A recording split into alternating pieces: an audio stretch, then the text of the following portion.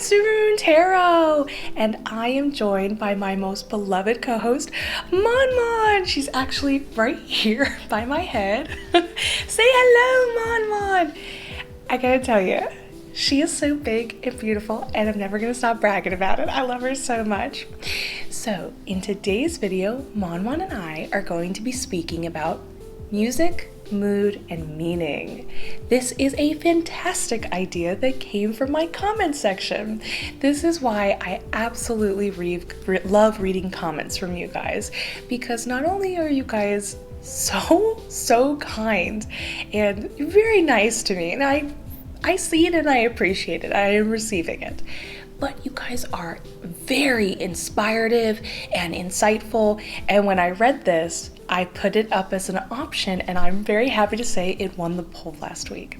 So let's read the comment, the wonderful comment, so that we have a better context of what we're talking about. This might be weird, but I'd love for you to do a spiritual talk about music. For example, I sometimes worry that the music I like isn't high vibe, for lack of a better term. Like, I tend to like a lot of angry rock or depressing 80s, the Smiths, and the Cure type of stuff.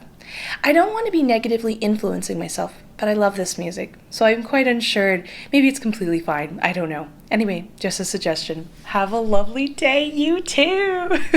By the way, I used to listen to the Smiths and the Cure quite a lot. Still love it, but just wanted to compliment your taste in music.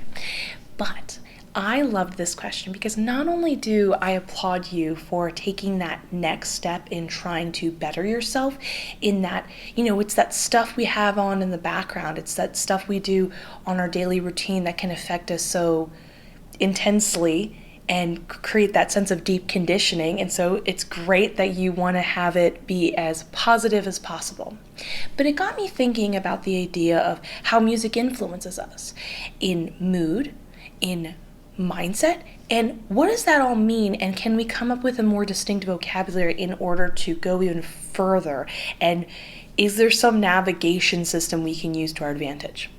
So I went to the Akashic Records with one of my spirit guides, and I was very surprised by a lot of the information I received, as I'm sure you will be too. So first, let's get started with something that exists and that's just common knowledge in this world about frequencies. Now, commonly when you hear people talk about music, they will use the term high vibrational or low vibrational. Now, this is because of a beautiful little chart. Well, I don't know if this is the sole place it came from, but this is what it's commonly referred to, is this chart where I think love is at the top and like fear is at the bottom, and each sort of emotion can be described in hertz. And the theory goes, if you listen to music and this hurts, then you will be on the same frequency of it. But here's the thing. All music, all of it, all across all genres, whether it's fast and feels kind of like happy music, or it's lower and slower, or maybe if it's very like metal and intense, there's a way that it comes into formation. The A note is the prime note that is usually calibrated at 440 hertz. Sometimes it can be 532 or 432, but most of the given time, like a vast majority of the time, it's 440 hertz. And then all the other notes are created, tuned around that A note. So no matter the speed at which the song is played, again, the genre, the melody, anything, it will by default be 440 hertz. So we're just going to put that idea about frequency sort of off to the side because it's not really relevant to actually what we think is relevant. And this is where we can go now into the information my spirit guide gave me. They actually said it's not really relevant, not as important as vibrations. And vibrations are extremely important. So first off, vibrations have an underlining meaning, a message in them when they're being played in a melodic sense. We're going to get into that idea further down the line, but just keep that in mind.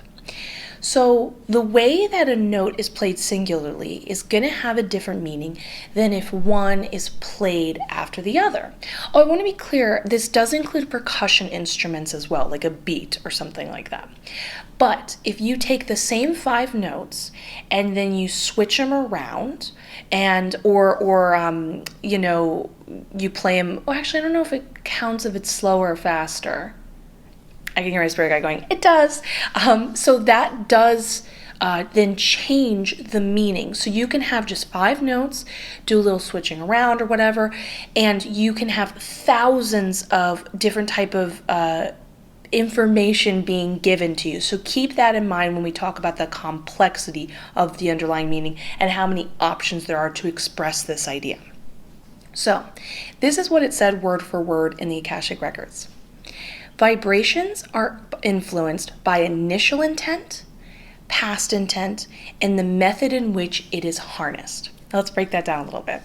So initial intent is more referring to when you are in a sort of emotional or focused type of mindset when we go into a song. The vast majority of the time we are. I mean, you could argue every time, because even if you're neutral or bored, that's an intent. And then when we talk about past intent, this is more about the musician who is creating the music.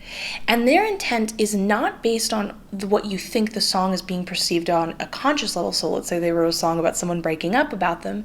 It is about the subconscious messages they're putting out there. And we're talking deep, deep, deep subconscious. When you hear me use the term subconscious for now on in this video, we're talking about like cosmic knowledge, like the belief when you like really meditate and go in deeper, we all can get to the same sort of bigger information. It's that concept going on. And interestingly enough, fun fact, this is something I just recently learned, but it's not this way every time, but in the Akashic Records, sometimes the word past, if it's used in kind of a unique way, it has a more grandiose term that's encompassing the idea of before, like past, like right before the song was created, and also past as in past this point in the future. So there is the subconscious idea of like they're in the moment, they're unbeknownst to them, like creating this vibrational meaning and stuff like that. Then time goes on, and then that vibrational meaning sort of takes on its own new life with the musician and the way it feels, and the way people perceive things. Because sometimes we're all for one idea in one moment, and then the trend goes away, and that's not cool anymore. So the vibrations meaning has a different sort of intent and vibe to us. But now let's get into the details of the method in which it's harnessed. Now, stay with me here. I asked my spirit guide about this like 6 times. I was so sort of unintentionally resistant to the information they were telling me. So, when a song or a rhythm or vibration is being created, we're going to use the example of a guitar. There is what is called a shield. When I was being shown an example of this, it had like a guitar string and there was a cylinder around it. It looked like a cylinder of air. It's invisible. It wouldn't be visible too because this cylinder exists, or I'm so sorry, it's not always a cylinder, it's a shield, it's like a shape around it, will exist simultaneously between, I also found this out, things can exist between dimensions, between the 4th and 5th dimension and the 6th and 7th dimension simultaneously. And the way it was explained to me is this is how vibrations are sort of received and perceived and simultaneously it is a part of the process of vibrations being made. In my head I was like, what do you mean? Like, doesn't when the guitar string is pulled, it feels the resistance of it going back and that's how the vibration's made? My spirit guide was like, yes, but this is sort of the additional unseen force that is a part of that process. But I want you to hold on to the main idea of this is how we have it received into us and this is how we're like perceiving that vibration. So this shielding effect that we're talking about, what happens is the guitar strings pulled, again, this is just the example, this exists for anything, drum too, so on and so forth, it will start vibrating back and forth, and it sort of like hits the sides of these invisible shields, so to speak. And this is what then creates the vibration from that constant back and forth movement in this little invisible shield. And this vibration mostly is encompassed in this shield for the most part, but it can slip out. And this is how it sort of gets inside of us, and then once we feel that vibration, we're able to make an assessment. But it keeps the vast majority of it inside in order to create this back and forth thing. It's actually really interesting. This is something that even I was a little like, what do you mean? Because my spirit guide said that once this vibration is made, it's sort of a forever thing. It just keeps going on and on and on. Again, not the sound, the vibration going on. And what's interesting that they said is that it's there, but if you are not perceiving it anymore, it's because your focus is somewhere else. They also added this very insightful message. They said, focused attention, like long enough focused attention on anything is so important. But this is also how that back and forth forever vibration that's going on is how residual energy is made. That is how it stays trapped in a place. But the idea of saying, well, why does this place not feel like it has residual energy, and why does this have more and this one doesn't have any, and so on and so forth, is a bigger question for another day, because I too had those questions.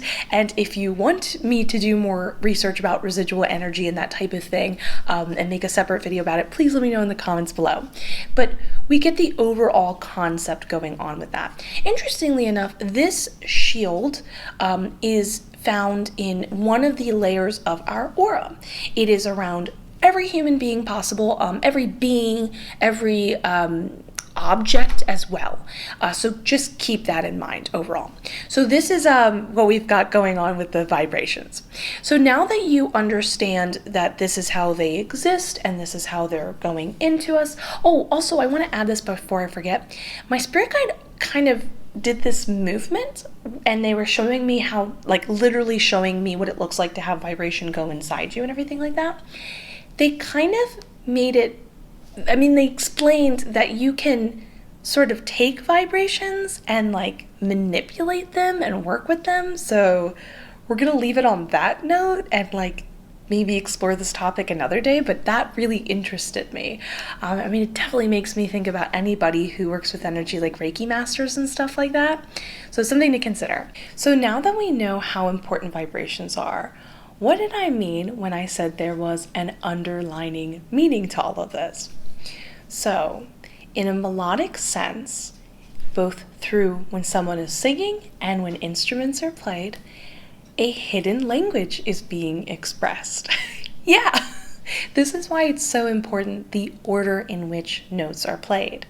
Because an A note wouldn't mean an A note, but an A note, B note, then C note would be its own sentence, compared to how a C note would affect an A note if it was right next to it, and then a B note. The way I could best explain this idea is very similar to a syndrome, if I'm correctly, I don't remember the name of it, but I actually knew a few people who had this. It is when you look at text on a book, and normally we would see black and white text, but the person would see all the lettering in rainbow fashion, and maybe an A would look like a certain type of green, and an H would be a certain type of red, and when they were next to each other, they would even see sort of a bleeding inking effect. Fun fact about that too, I had a friend of a friend who had this, and they thought everyone saw it like this until they went to college, and their roommate had the same issue, and the roommate was like, oh no, other people don't have this, it's just us. And they were like, what? Because it just had never come up in topics. So just something to think about. Really interesting if you don't express what you think is normal or what you think is strange, or you might find out it's very normal. Anyway, back to our subject at hand. So this hidden language gets even more interesting. every time it is being expressed in a melodic way, it is always expressing this sort of encyclopedia article-esque, very academic way of breaking down ideas. And this is unbeknownst to the musician's initial emotional intention. So what I mean by when I say that is the musician might go into the song going, yeah, I broke up with my girlfriend or boyfriend and boyfriend. You know that song? And they were creating it to work through some feelings and feel better. But what they are unaware of on a conscious level, but they are aware of on a deep, deep, deep subconscious level, again, we're back to that idea of cosmic knowledge, they are actually talking about why an apple is red and the importance of that. And that goes the same for an audience member. Again, they might think they are going into a song to say, I totally relate to this feeling, or, this beat really does it for me. But on a deep, deep subconscious level, they're thinking, I hear what your article is about. I find that fascinating, and I would like to learn about why are apples red and the meaning behind all of that, which is so fascinating. But even though we have this idea now expressed, like, okay, it's a hidden language, there's, things being mulled over, let's still go deeper and ask, well, people do have emotional reactions to songs and are affected to them. What does that mean? Especially when we get into ideas like high vibrational, low vibrational. So first, let's talk about genres. I'm very happy to report, especially for the person who asked this question, genres are not important in the least. They're important in the sense that, you love a genre, but how you are affected by it and what genre it is not the thing that you're being affected by. And that includes also if a song is really upbeat and happy or slower and low. These are not the factors that are at all influencing you in the least. It is how you are perceiving and receiving the knowledge and the knowledge that's being expressed to you and that interaction going on. That is the influence of how you're feeling and in the long term of how it will, lift you up or bring you down. And we can get really specific about that. I'm just looking over my notes real quickly to make sure I didn't leave anything. Before I go into individual moods and how affected by it, I did ask about, what about when an artist is creating a song and they have an intention factor going in? My spirit guide basically was like, it's a third factor, but not as important. And what I'm saying by that is, let's say an artist is like, I want to make a lot of money. I'm making a song, it's going to make a lot of money, I'm trying to manifest it. We're talking about that type of intention. It will influence the right people that are a part of the process of that manifesting, but the way manifesting works is it's a very complex co-creating system. Free will is always a factor. So somebody who is influenced by that manifestation and then enables that person's intention to come into realization, make them lots of money from their song, the audience member was somehow benefiting from it with their own, whatever manifestation goals they have or whatever route they're on. And that is its own thing, my spirit guide said, that's out of the realm of the main topic we're talking. So it's kind of an influence, but not really. So you get what I'm saying. So first, let's start with the idea of when you feel a certain emotion and you're going into the song. When you are happy, my spirit guide said that you are more open and you are therefore able to correctly receive the full extent of the message that's being given to you. And so you fully hear the article being told to you, you're receiving it, you're loving it, you're like, ooh, this is a good idea, and you're having a good time. I did ask about lyrics, about how lyrics affect you, and my spirit guide said that melodic vibrations are far stronger than word vibrations. So when I'm speaking to you, this in itself is also a vibration. But compared to if I sang it, that would have a stronger pull and interpretation being given to you than if it was spoken. So the lyrics themselves are not important, the melody is, which is again where it gets really interesting, because a lot of people like to have fun taking songs and changing up the melody, or again changing the whole vibe and remixing it of a song that's classically, The Cure or something like that, and turning it and making it more metal or something like that, which, by the way, if that's a thing, I want to know, because that sounds really cool. That'd be a cool idea. So you get what I'm saying. Then I asked, well, what if somebody is sad? You would love to know this, and this is something that makes me overwhelmingly happy, because time and time again, when we do not feel our best, we think that we're broken or something's wrong. And as I dive deeper and deeper into these spiritual talk videos, as you've been on this journey with me, most of the given time we're incredibly already good and intuitively able to heal and fix ourselves, and we're already in the process of it always. So when you are sad and you go to listen to a song, always, you will find the correct information you need to receive from a song to then mull over an idea, to work through a concept that is basically helping with the feeling. And it does not matter the song you pick.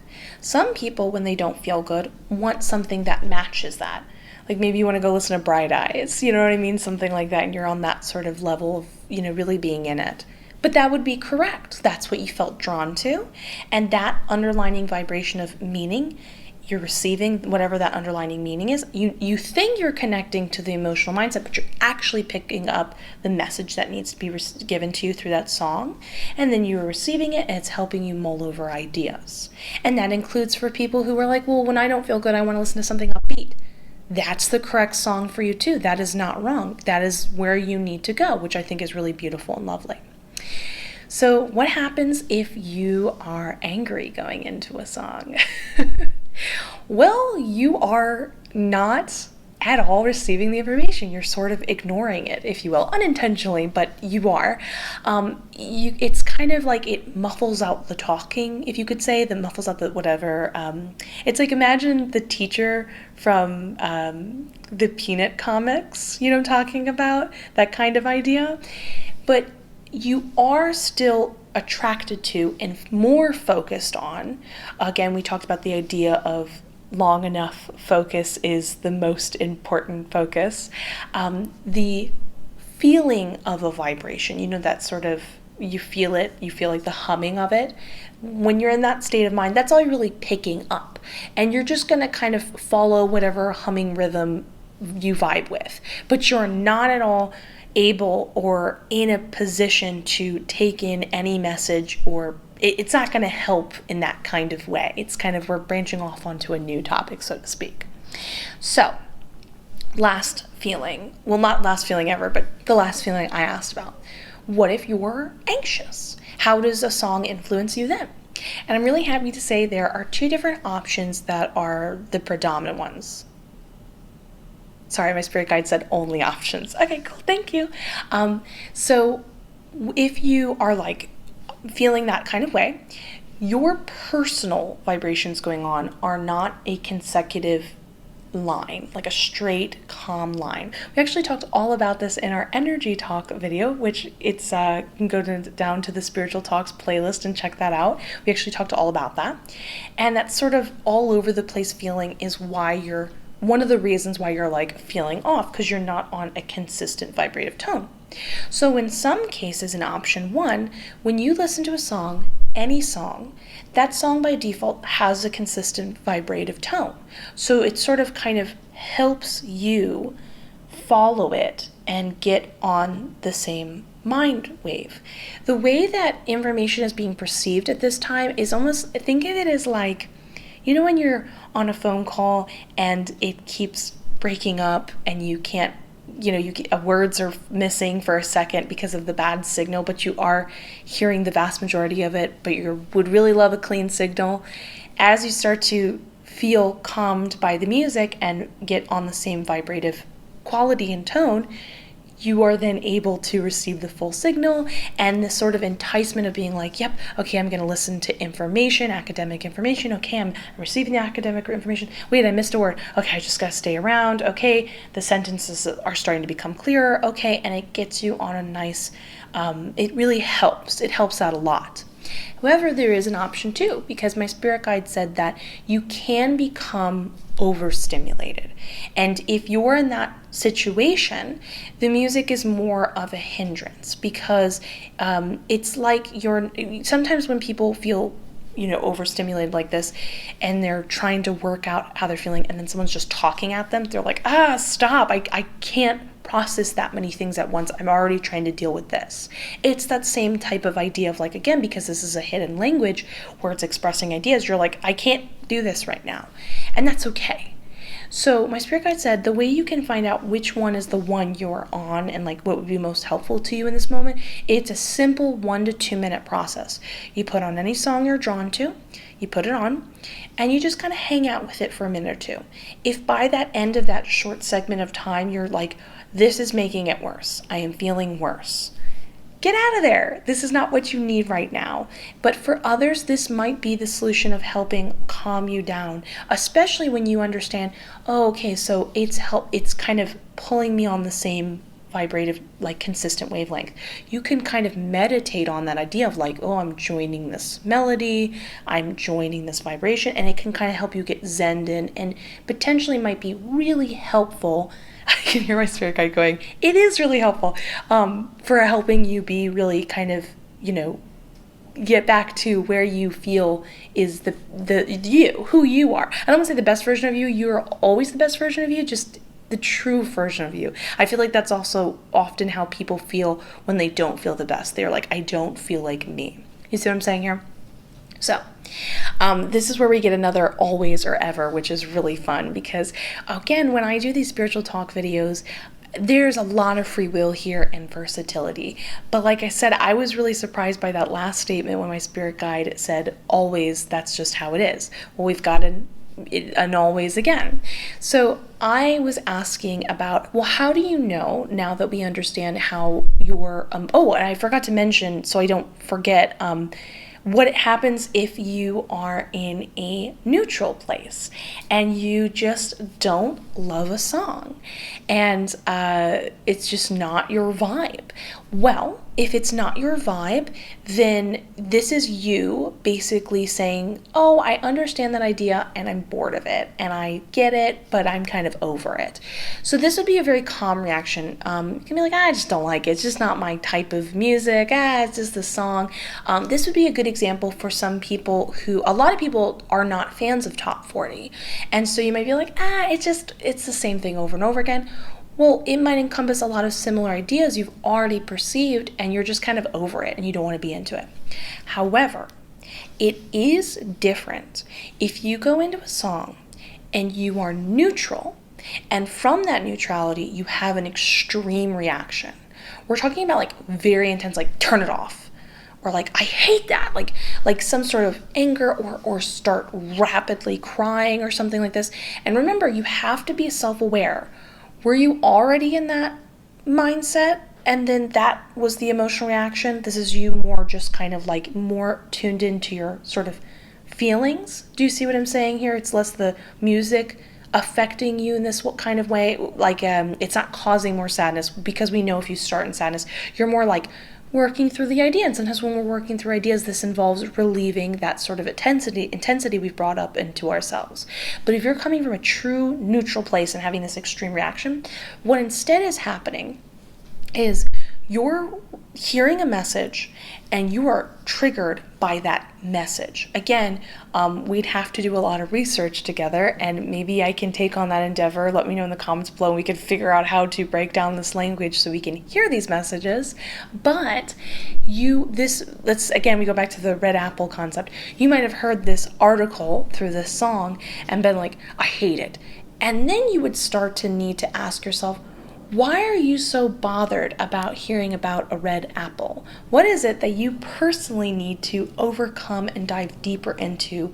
And this is something that comes up time and time again in real life. When you have a certain reaction, it's like, why do they personally bother you so much? And then you kind of go from there and follow the path to break down. Is there something inside yourself you need to work on? Is there a past life? So on and so forth. This very much comes into play. Same thing here, but this is something to consider when you have that intense of a reaction. You're reacting to the information that bothers you. So going back to what I was saying before, when I asked about high vibrational and low vibrational music, my spirit guide said, there is no low vibrational music ever. Period. I was like, ever? And they were like, ever. They said, if you are worried that a low frequency, again, this is not a thing because we're talking about the idea of frequency before, but we're just using that term, low frequency, low vibrational song is going to affect you. That is more like a fear-based mindset that's been deeply conditioned into you, and there's just like, it's more of your personal state of mind and belief system you're attaching to it. This also highly includes and explains deep conditioning beliefs.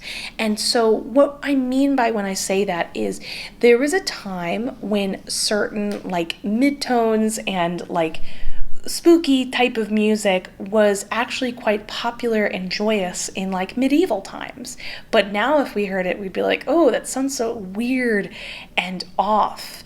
And that at one time was one way. And we talk about past intent when we talked about in the very beginning of this video. That was an important factor. That's taken on a new belief system. And at some point, somebody said, this is not good. This is sad music, or this is music that doesn't make you feel good, or this is music that makes you feel low. And it sort of got passed on. This does include getting passed on generationally, very much like how people can, with their ancestrally, take on that sort of ancestor generational grief. That really is a thing. This is why ancestry work is a popular way of like overcoming and healing and stuff like that, which I highly recommend. So it gets passed on, and then over time you would say, I hear this, I have been deep conditioned to believe that this is not great. We're just going to use the terminology there. And then you have a reaction. So you're not even reacting to the like meaning of the words being expressed to you. You're responding to the melody and the genre and thinking that is what you're interpreting. But you've just been told that it's bad, or over time received deep conditioning to think it's bad. And this is where it gets really interesting. Who, especially when it comes to the vast majority, started saying that was a certain way because they were reacting to the meaning of the song. They then allowed their sort of trigger point, how they were negatively affected by a song, to then influence others, to then create a line of people all reacting negatively. Again, we go back to the red apple concept of people hearing an idea and going, I don't want to hear about red apples. That scares me. And when you put it like that, when you break down that's the idea of why people are reacting, you'd have to sit there and go, why did this get started? Why is this still a thing? This also explains why when people are like really zen and they're really in their meditative practice or as a person in life, because you don't have to meditate to be that zen, but you're in that state of mind, you'll notice when they listen to any genre of music, they for sure have songs or genres that maybe they're drawn to, but they're just not really reactionary to anything they're necessarily hearing. So maybe they don't listen to rap all the time, but if they hear it, they're just kind of like, there it is, like whatever, because they've worked through their emotional points. So when they hear any sort of information through this hidden language we're talking about, they're not reacting in any sort of way. So it's a lot of like interesting points to consider when we think about how we all affect one another, how to overcome and be more open-minded. You get what I'm saying here? And the other 2 points I wanted to make was, if you are like, yes, but I really like this song and I like listening to it over and over again, is that okay? Yes, my spirit guide said there is nothing wrong with repeatedly coming back to something you resonate with, whether it's an idea through the song, Or, in life we have our favorite shows and so on and so forth. That is like a part of defining who you are and is a wonderful thing and is totally okay. The other thing is sometimes when people listen to music, a good example would be jazz. People say that it can sound almost like the instruments are having a conversation with each other. There's sort of this call and echo type of response, or call and response type of way of playing. Well, fun fact, that is still informative knowledge you're receiving through this vibrational hidden language. However, think of it as like, sometimes when you're receiving information, there is an encyclopedia or like an article where something's talking at you. Well, sometimes, you're reading an interview where two people are breaking down an idea together. That's the concept going on there. Also, if you want to listen to some good music, I just wanted to give a little shout out in the link below. The person who does my intro and outro music is insanely talented.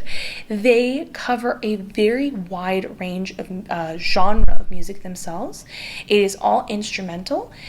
They are a very, very, very talented guitar player, and their melodies and finger picking are off the hook. And like I said, the genre or kind of something being more upbeat or a little kind of slower and chill are just over the top amazing, and I highly recommend you check them out and support them because they are so kind to allow me to play their songs as a part of my channel. So I highly recommend checking them out by clicking the link below.